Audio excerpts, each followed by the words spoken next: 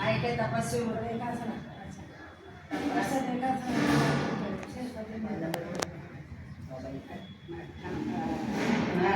આશીર્વાદ આપો કે ઘણા વર્ષો ખાણા બેઠા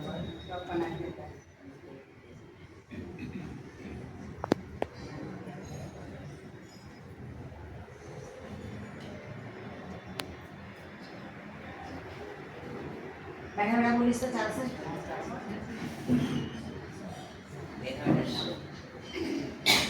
ઓછું ફાવે છે પણ તકલીફ છે એટલે ઉભો બોલીએ ને પાવર આવે ને લાગે મને તો પણ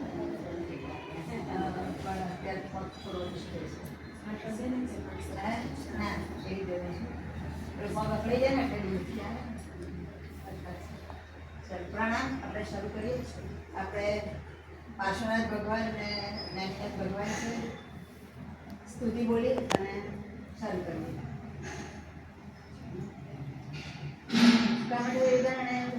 શોચિતં કર્મ કુર્વતિ પ્રભુસ્તુલ્યમૌરતિ વાસનાથશ્રીસ્તુ યદોંસ સમુદ્રે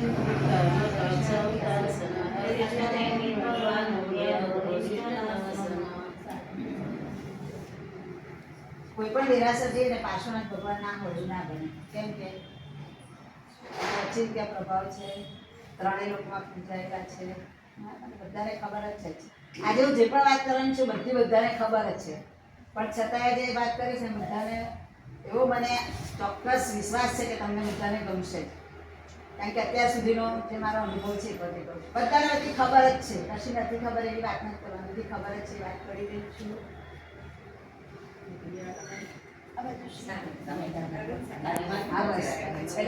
ટાઈમ પર આપણું પતે ને એટલે બાકી હું તો બોલવા બેસીશ તો મને બંધ કરાવવી પડશે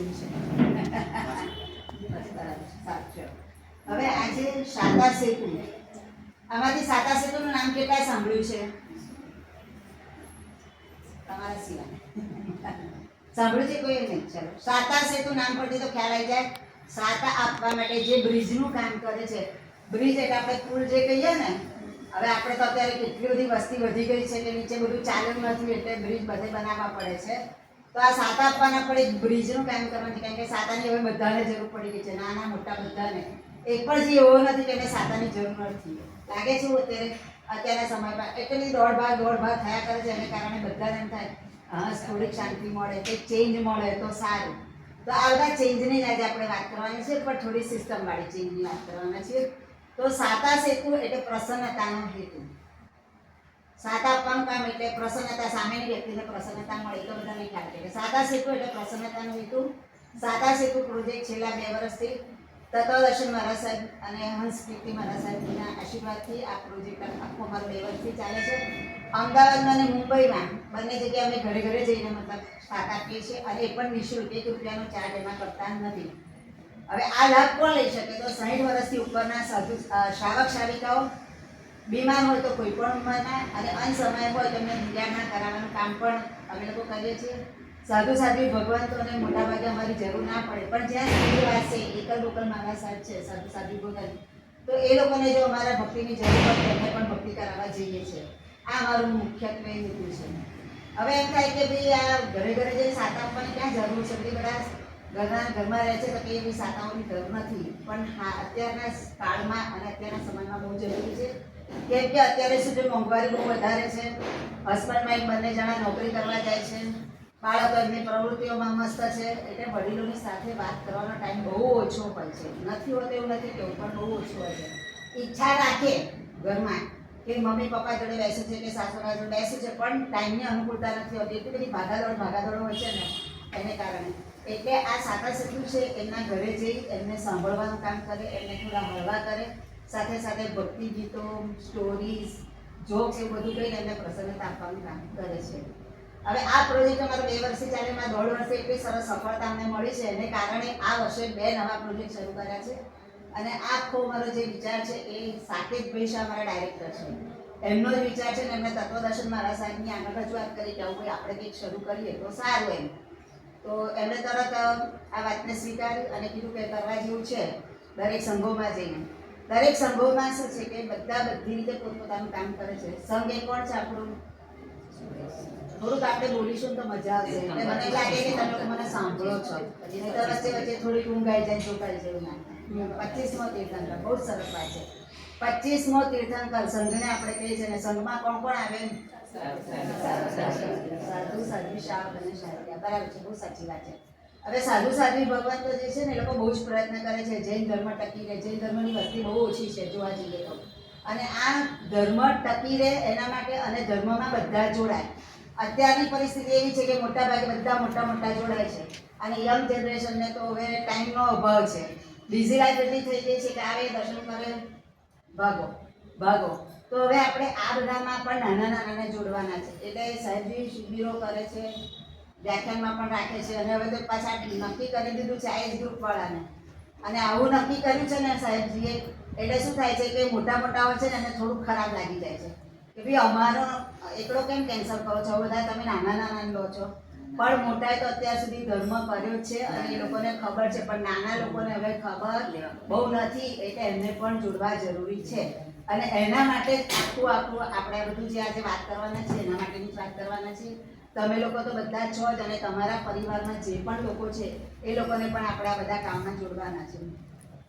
હવે વાત આવે છે કે સંઘ એટલે 4: સાધુ, સાધ્વી, શ્રાવક અને શ્રાવિકા.